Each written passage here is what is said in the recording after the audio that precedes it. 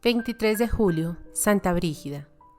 Cada 23 de julio la Iglesia celebra a Santa Brígida, patrona de Suecia, fundadora de la Orden del Santísimo Salvador, madre de Santa Catalina de Suecia y, desde hace poco más de 2 décadas, patrona de Europa. Fue el Papa San Juan Pablo II quien le concedió dicho título durante la vigilia del Gran Jubileo del año 2000.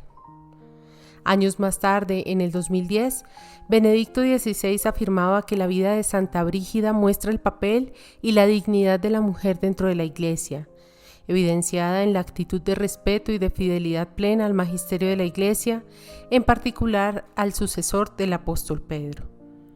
Poniendo como ejemplo a esta extraordinaria mujer, el entonces pontífice añadía: de hecho, en la gran tradición cristiana se reconoce a la mujer una dignidad propia y, siguiendo el ejemplo de María, reina de los apóstoles, un lugar propio en la Iglesia, que, sin coincidir con el sacerdocio ordenado, es igualmente importante para el crecimiento espiritual de la comunidad.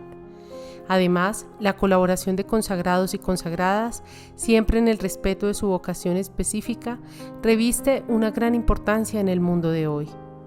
Por eso, como muchas mujeres santas, Santa Brígida sigue hablándole al corazón de las mujeres y hombres de hoy. Brígida nació en Uppland, Suecia, en 1302, esposa y madre de 8 hijos a quienes educó en la fe con esmero.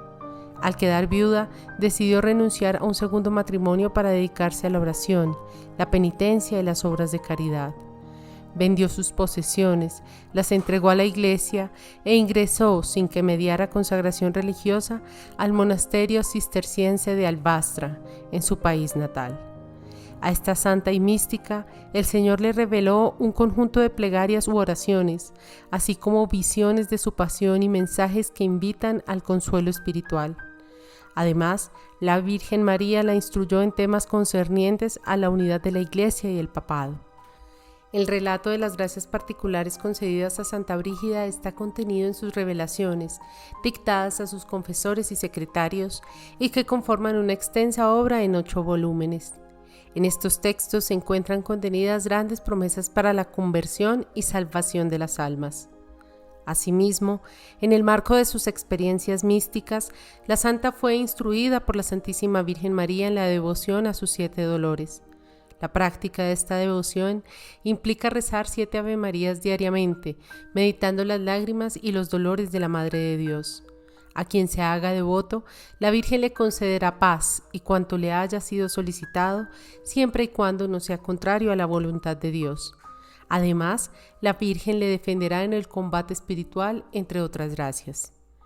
Por otro lado, el Señor Jesús reveló a Santa Brígida 15 oraciones para ser rezadas a lo largo de un año, acompañadas también de grandes promesas, así como las famosas oraciones destinadas a ser rezadas a lo largo de 12 años. En la Basílica de San Pablo, extramuros en Roma, se encuentra el crucifijo milagroso, esculpido por Pier Cavallini, ante el cual la santa recibió de rodillas las oraciones que el Señor le reveló. Santa Brígida falleció en Roma, Italia, a sus 70 años, el 23 de julio de 1373. Fue canonizada 18 años después de su muerte. Su proclamación como patrona de Europa responde a ciertas características de su ejemplar vida. Habiendo pertenecido a la nobleza sueca, mostró desapego de esta por motivaciones espirituales. Además, recorrió toda Europa contribuyendo a afirmar sus raíces católicas. Hizo, por ejemplo, el camino de Compostela al lado de su esposo, y más tarde, ya viuda, se embarcó con sus hijos espirituales, futuros miembros de la orden que fundaría, rumbo a Tierra Santa, a donde arribó en 1371.